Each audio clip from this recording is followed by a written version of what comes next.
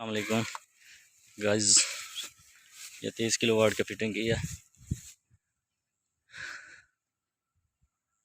50 power की motor है, 36 panel है जिनको एन टाइप 575 वाट। तो अभी आपको इसका पानी चेक करवाते हैं। ये इसकी ट्रेसिंग वगैरह की है।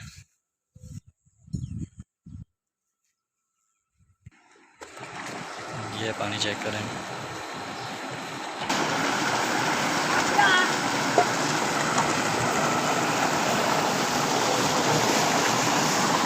बहुत ज़बरदस्त पानी निकला। 50 पावर की मोटर है।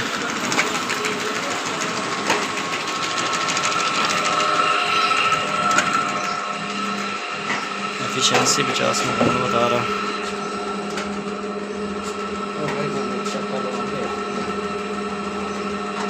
और क्या कर लो